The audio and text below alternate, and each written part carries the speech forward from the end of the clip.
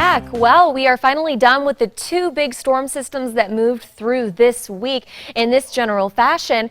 And we're going to be dry through the weekend and beautiful. But by next week, we're already tracking the next big system. It'll be moving through right around Thanksgiving. So we'll be watching that closely for rain, some mix and snow across the state. And that could impact our holiday travel. David? Well, this morning there are some delays happening across the state because of weather. Santa Fe Public Schools are on a 2-hour delay, as are Pecos and Mora Independent Schools. Santa Fe City offices will also be on a 2-hour delay this morning. All of today's closings and delays will scroll at the bottom of your screen throughout the morning. Police in Belen are still trying to find out who the two accused shoplifters are that got into a scuffle with them in Walmart last week. Now, the scene unfolded last Friday at the Walmart parking lot off of Highway 314 in Belen. While investigating a shoplifting call, police were alerted about another couple accused of shoplifting.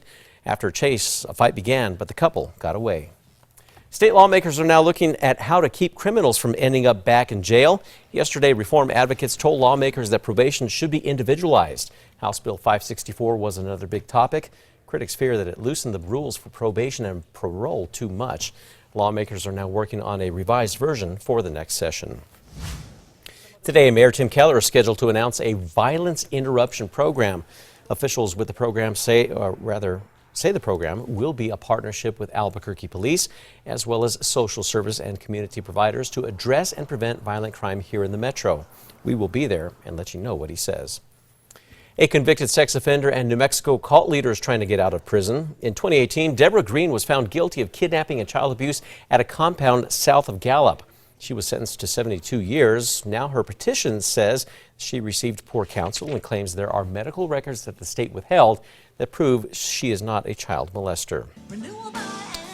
Two New Mexico companies are now going after each other in court. Dreamstyle Remodeling is suing former affiliate Renewal by Andersen. They are suing the window replacement company for breach of contract, wrongful termination, and fraud. They're now seeking $240 million in lost profits and rebranding efforts. Well, finally, the family of a man killed outside of the pit is getting a settlement. In 2016, Jay White was killed while using a crosswalk after a Lobo basketball game. A police report says neither White nor the driver were in the wrong. Meanwhile, Jay's widow sued the city and UNM, saying emails revealed that they knew the crosswalk was dangerous. The city says it will pay out $350,000. There's no word on how much UNM will pay. Erica. The Metro Threat Index is staying at a 4 for today. We do have some patchy, dense fog across the metro, so watch out for that and give yourself some extra time as you head out for the commute. Some of that could freeze to the roadways because we are right around freezing, and by later on this afternoon, it'll be a little bit breezy, winds gusting towards around 25 miles per hour. David? Well, the recent snow is good news for ski resorts here in the state. Take a look at some ski cams. This one is from Red River. You can see quite a bit of snowfall there on the ground. Then over in Taos Ski Valley, a considerable amount of snow is at the base of one of their lifts. In the last 24 hours, Taos is reporting 15 inches of new snow with 28 inches at the base. UNM Hospital says that they finally have the funds now to expand. The Journal reports that the project on the main building aims to relieve crowds at New Mexico's only Level 1 trauma center. Now, the project includes nearly 100 new beds, operation rooms, and a parking garage. The cost is estimated at $600 million. The 5-year project should begin next August. A New Mexico woman is now preserving some of the state's most iconic Route 66 signs through art. For years, Cheryl Godin has captured the signs in paintings, often right before they're taken down. Now, traveling as far east as Tucumcari and as far west as Seligman, Arizona, she says she's preserving as many signs as she can. Well, the creators of Baby Shark are partnering with the Navajo Nation Museum now to recreate the viral video sensation, now in a Navajo version. They're looking for voice actors to play the roles of all the characters in the song. An open casting call is on December 8th from noon to 5 p.m. It's at the Navajo Nation Museum in Window Rock, Arizona. Good news this morning for the fans of Better Call Saul. The show is finally returning in February. The official Better Call Saul Twitter page posted this teaser video yesterday. In it, you can see what appears to be a Saul Goodman business card in the hands of someone who has had a run-in with the law. The season premiere is scheduled to air on February 23rd, 2020.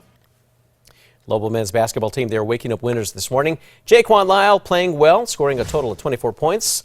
Traveling Queen right behind him, finishing with 23 points.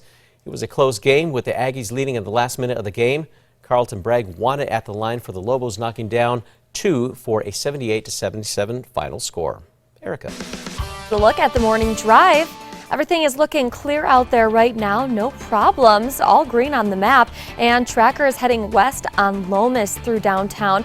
We're not seeing any poor visibility in that spot. It looks like some low clouds overhead, though. We'll let you know where it is most dense in just a bit. David.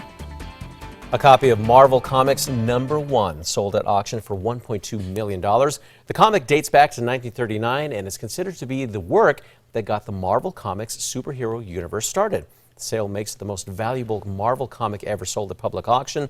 The comic was originally purchased by a Pennsylvania mailman who collected first issues of comics. What a find.